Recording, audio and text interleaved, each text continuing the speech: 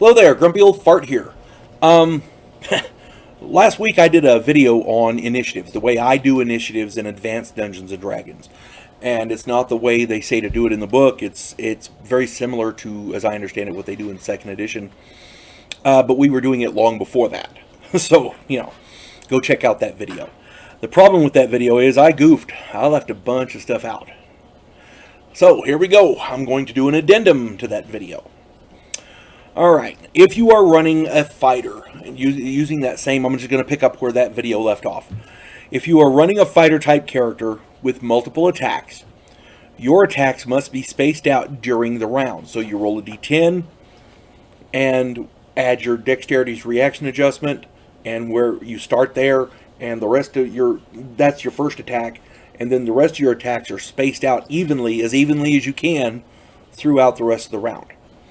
So, for example, a fighter with 2 attacks rolling an initiative 9 would get his first attack on 9, and his second attack would be on 4.5, or round up to 5. Some people round up, some people round down. I prefer to round up, and I do that for all my players. I also do it for the bad guys, so it's fair for everybody. A character with 3 attacks rolling an initiative of 8 would go on 8, 5, and 2.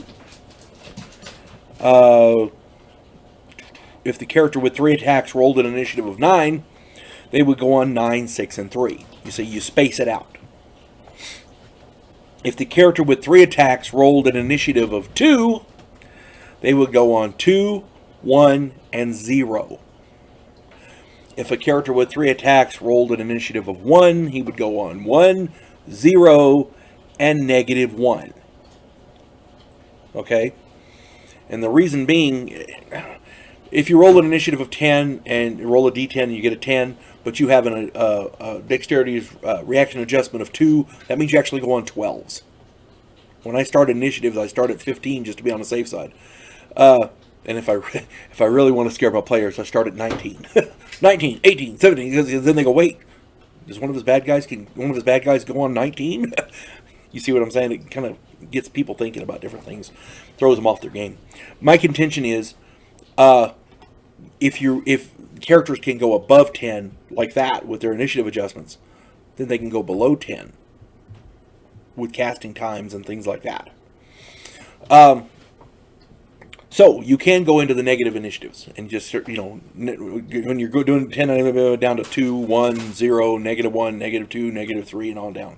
And that keeps the order of everything straight. It's still the same round. The negative initiatives don't go into the next round. The initiatives above 10 don't go into the previous round. It's all that one round. But it allows everything to be in a progressive order.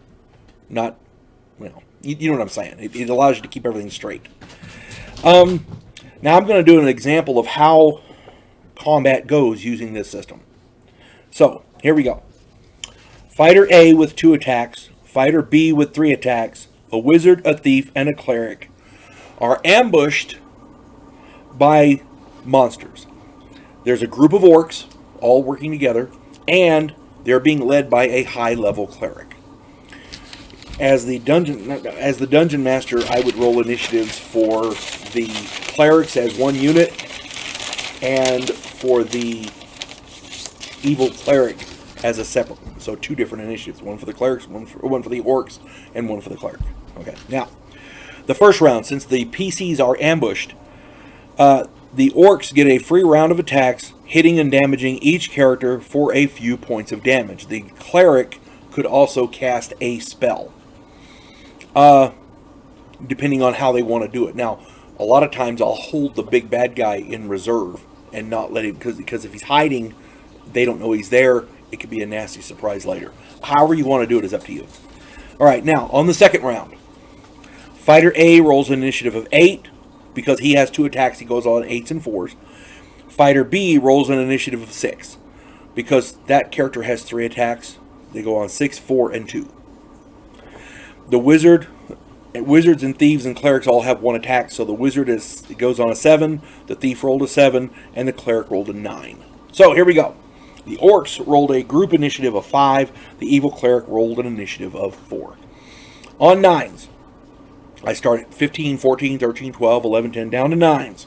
The player cleric, the PC cleric, begins casting Silence 15-foot radius, which is a very effective spell against other enemy spellcasters. This spell has a casting time of 5 segments, so he starts on 9s, and it's going to go off on 4s. So he's doing his casting. Now, on 8s, the fighter A kills one orc with his battle axe, which he carries. He didn't have to draw it out. He's always carrying it, so, over his shoulder or whatever. He automatically has it. He can swing.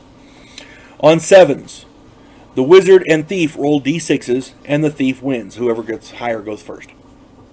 He rolls to hide in shadows and moves silently to get behind the evil cleric. So if he knew the evil cleric was there, he can go do that. If not, he would have to partake in combat somehow. But I'm playing this as though the cleric did something on the first round of that ambush. So, all right. He moves silently, hides in shadows. He's trying to get around behind the evil cleric. Why? Because thieves get a multiple damage on a backstab. If this thief has can do damage on a backstab by surprise with his melee weapon, he can do multiple damage. So if you say he hits with a sword, a d6 sword, and he rolls a 5 and he gets a +1 adjustment, that's 6 points, right? And he gets you get to multiply that by whatever the multiplier. Say he's got a multiplier of 2, he does 12 points instead of 6. Attacking from surprise by behind a backstab is the thief's bread and butter, and he's trying to use that, which is smart. The wizard begins casting Hold Person on the evil cleric. It has a casting time of 3 segments, and it will go off on 4s. So he's casting. On 6s, fighter B, who now finally gets to go, draws a sword. On 5s, the orcs get to attack, and they score hits on all the player characters, doing various damage. Since the wizard and cleric were both in the middle of casting, they each now have to make a savings throw versus paralyzation or lose their spells. The wizard fails his save, and his Hold Person spell is lost. The cleric makes his save, so he's still casting. Now, if they had been wounded prior with crits or something massive, I'm not talking cuts and stabs, I'm talking like a spear in the chest or whatever, they would have had to make minuses on their savings throw versus petrification. But since all it was little hacks here and there, it's not that big a deal. On 4s, the evil cleric, the PC cleric, and both PC fighters roll d6s. The evil cleric rolls a 2, the fighter A rolls a 4, fighter B rolls a 6, and the PC cleric rolls a 6.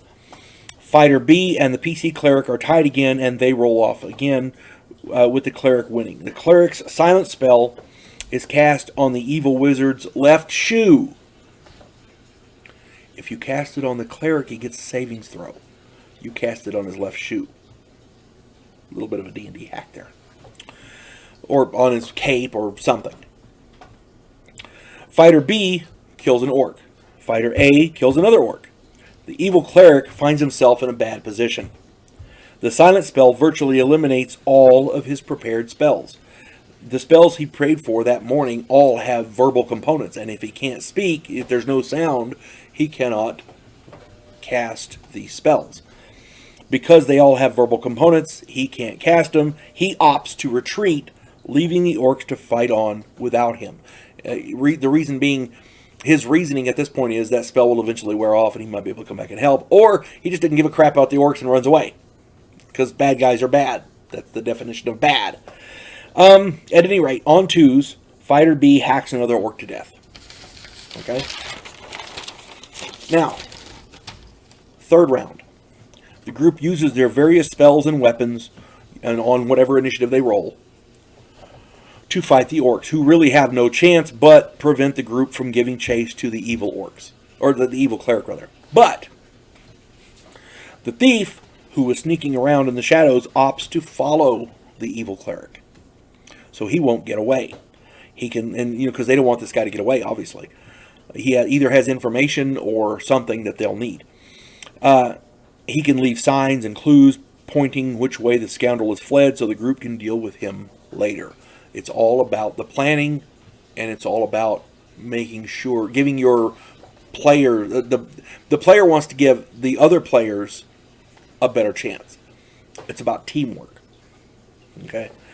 As you can see, this initiative system works well. It's free-flowing. It's fast-paced. It adds an element of excitement to the game. Nobody has the same initiative every round. I hope this helps new DMs out there. And again, I'm not telling you this is how you have to do it. I'm giving you suggestions. This is what I do. I've been doing it a long time. I started running D&D back in 1979. I discovered this system in the mid-'80s when I was in the Air Force. It works well, and I still use it today. And it's fast-paced. It keeps everything exciting. Everything moves along pretty quick. All you have to do is pay attention. Okay. And remember, the whole point of Dungeons & Dragons is to have fun. Your players have to be having fun. As a Dungeon Master, that's your job. If your players aren't having fun, you're doing something wrong. You folks have a good day. God bless one and all.